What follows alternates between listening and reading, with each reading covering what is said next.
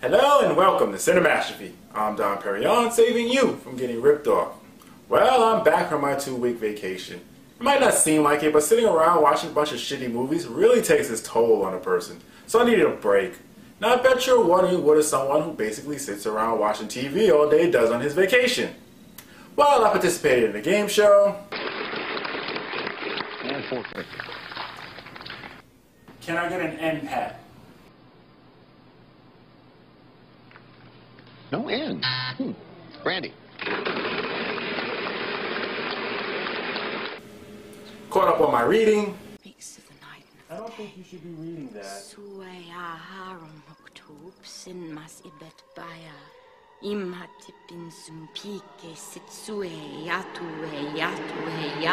Did some fishing. I can go slow ahead. Come on down and chum some of this shit.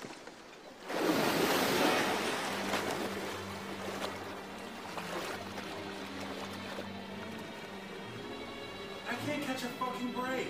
And I went on a cruise.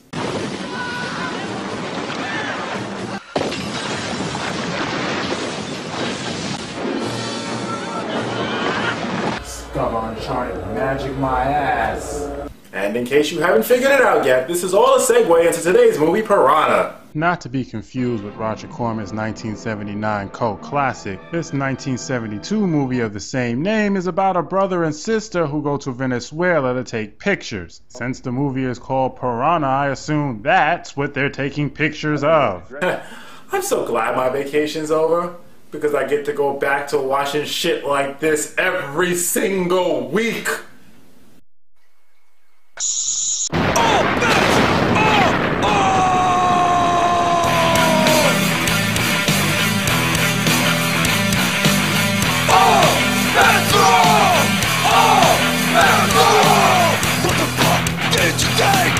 What the hell I was going to do?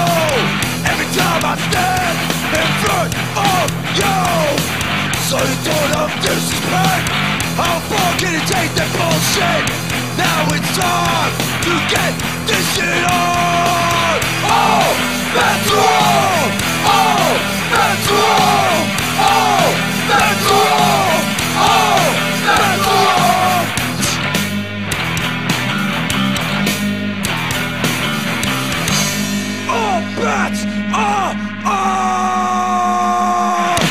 All bets are off. Bang! Cause we hunt you down without mercy. Hunt you down all nightmare long.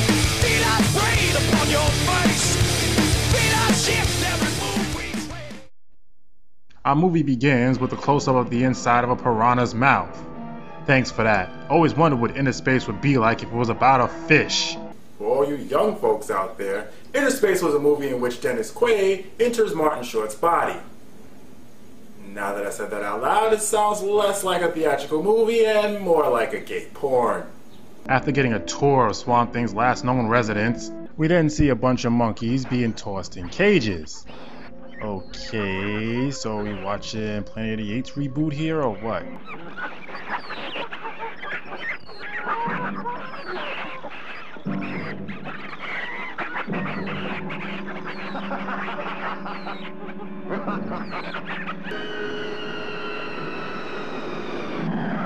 Okay, so much for that scene. You know, it's really fucking sad when a movie finds its own scene so boring that it just skips ahead to the next one. Speaking of boring scenes, do we really have to watch this plane pull all the way up to the gate? God forbid we deny this extra his 5 seconds of fame. Directed by Bill Gibson? Well, it's a good thing your daughter made it big, because from what I've seen so far, obviously she's the breadwinner of the family. You know, maybe I should stop with these outdated references. It's starting to reveal my ripe old age of 25. Excuse me, sir. Would you be Arthur Green? Yes. Hi. You're Jim Pendrake, right? Yeah, Nice to see you. And the reason he was able to deduce that was because apparently there's nobody else on the plane. This is Art and his sister Terry. They hired Jim here to be their guide while they're in Venezuela taking pictures. I hear that Caracas swings pretty good, too. I think you'll find it swings as well as any place else in the world. Arthur, dear, we can take pictures. Well, you can bring your cameras along. I have no idea what the hell anyone just said. So now there's diamond smuggling in this thing? Yes, because smuggling is always an important plot point in any killer fish movie. Remember how much that came into play in Jaws? You see, what you didn't know is that the real reasons Brody's ship sank wasn't because of Jaws. It was because of the extra weight from the 40 kilos of cocaine he was trying to smuggle in. Art asks about the diamonds and Jim tells him that Venezuela is full of them. Oh good, maybe they'll plan out a jewel heist or some type of con scheme. Or anything that would be more interesting than what we've seen thus far! Okay, maybe I am being a little harsh. I mean, it only took them 8.5 minutes to realize that this would be a much better movie if it was a Bond film.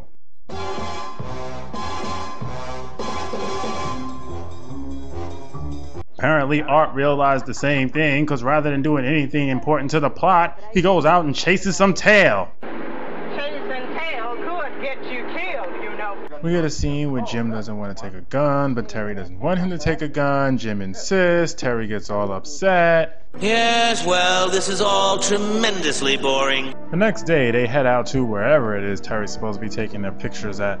Trust me, knowing where they're going doesn't make this movie any more exciting. They stop along the way so Terry can take pictures of the wildlife when she's attacked by a rattlesnake.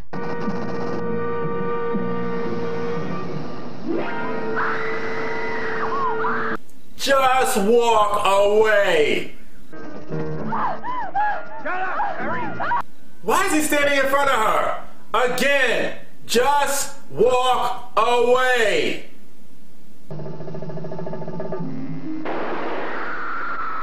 Ha! Good old 1970s. No regard for animal rights. A little known fact, animals were harmed in the making of this film. My guess is this was probably the 5th snake they shot for this scene. What a waste of bullets. They could have easily got the same shot factor just using a machete. Terry starts complaining that Jim brought the gun along anyway, even though said gun just saved them from no real immediate danger. There's standing up for your beliefs, and then there's just being a dick. Well, I told you she doesn't understand a gun. It's a long story. You want to hear it? No. I would say he saved us from another boring story, but they're just going to tell it later on in the movie anyway. They continue on their way and we get to see, you guessed it, more wildlife.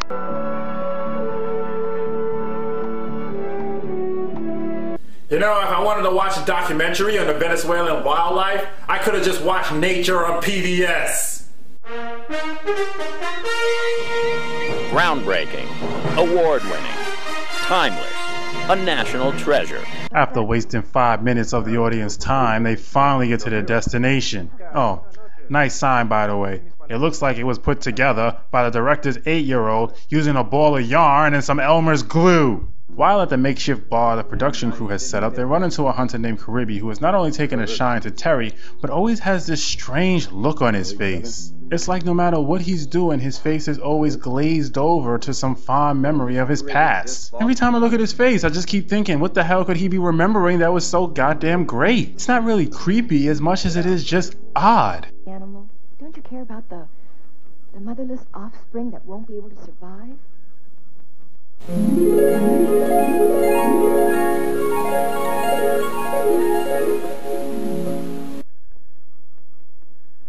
Nah, probably not. It's probably something more along the lines of this. I'm a gummy bear, gummy bear.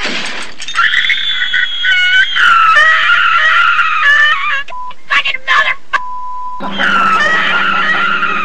Art starts asking some of the locals about the diamond mine, and Caribbean agrees to show them to it the next day, but not before him and Jim have a motorcycle race. And this race is annoying too. I have no idea where they're supposed to be going, how far they're supposed to go before they turn around. I don't think the actors knew either. I think the director just told them to drive around and attempt to run over some of the wildlife.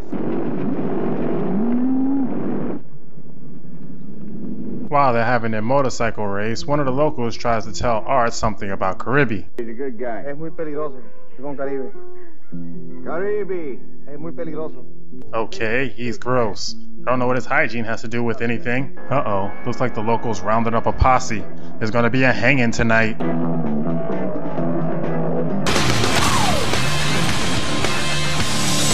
happened to you? Got my ass kicked. I'm sorry. I had to do something to break up this unending boredom. I mean, I've seen some boring movies in my time, but this one is the messiah of boring. It's like the Kwisatz Haderach of dragdom. After their never-ending race, Caribby takes them to one of the diamond mines. Hey! Seiko!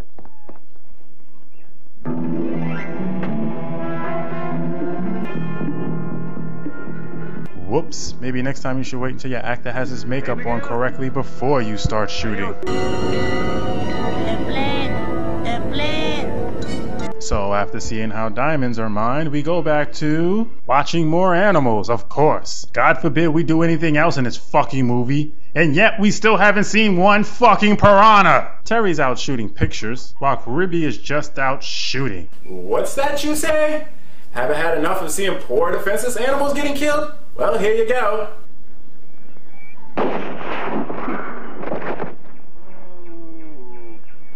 Okay, that one was a bit rough. Maybe I should lighten it up a little bit.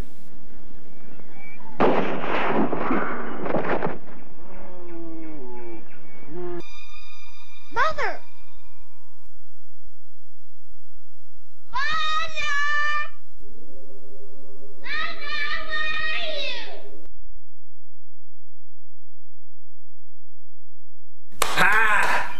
Caribby suggests that they go see the local Indian tribe and then they can stay the night at his place. Why was every native on the Western Hemisphere called a fucking Indian back then? And why do these natives look like they should be a part of the Save the Children's Foundation infomercial? The only thing missing from this scene is Sally Struthers guilting me out of my fucking money.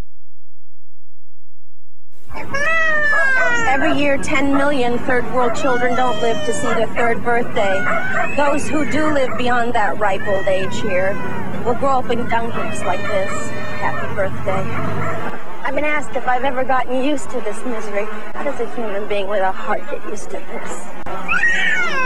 The heartbreaking crying of a 2-year-old so undernourished her teeth are coming loose. The sight of a child so starved he's too weak to cry. At Caribby's house, he has a conversation with Terry about his unusual name. How'd you get it? The Indians gave it to me. Really? What does it mean? Piranha. Why would they call you that? I think it's because of my table manners. Maybe it's, your appetite as a hunter. So wait, he's the piranha? Well, that's disappointing. I was looking forward to seeing someone getting eaten. He then shoots a vulture that she was taking a picture of, leading us to the tale of why she hates guns. According to her brother, their mother was an alcoholic who blew their father's brains out for cheating on her, and Terry saw the whole thing. Wait, what was it I said earlier? I would say he saved us from another boring story, but they're just going to tell it later on in the movie anyway. Sometimes I amaze even myself. She wakes up dreaming about it. She wakes up screaming. Think that's bad? You should see what haunts me in my dreams every night.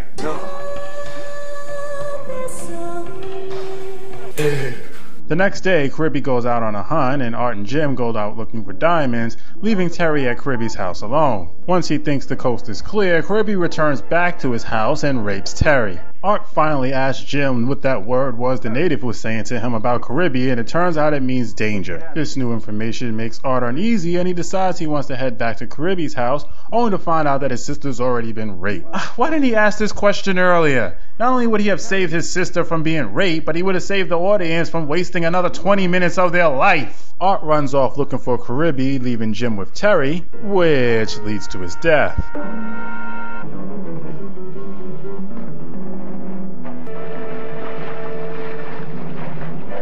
How much you want to bet they threw a live animal in there? After finding Art's body, Jim decides that the two better make a run for it, only to have Caribby hide on their trail. They try to hide in the Indian village, so Caribby starts burning down all the houses. The roof is on fire! We don't need no water, let the... Jim shoots Caribby in the arm, but he still manages to beat Jim unconscious and take Terry with him. The next day, Jim shows up at Caribby's house only to get beaten for a second time by a man who cannot use his left arm.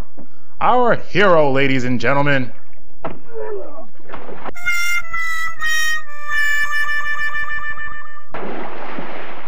Caribbe's about to finish Jim off when Terry shoots him with his own gun.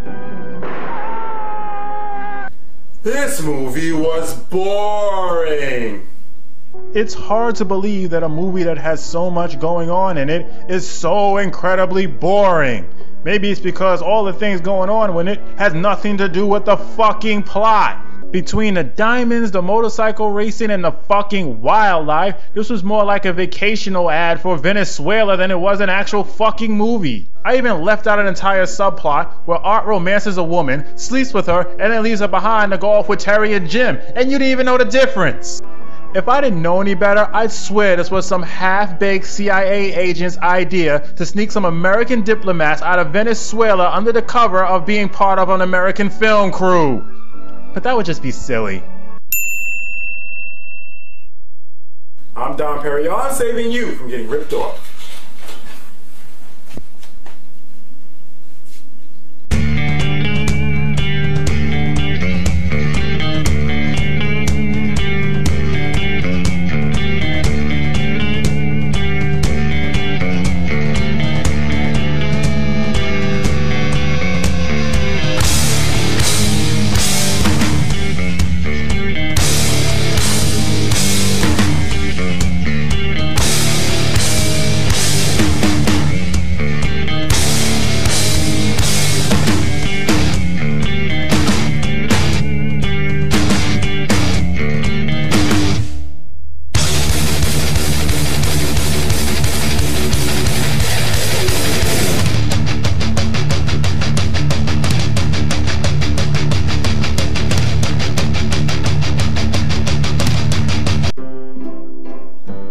Is it over?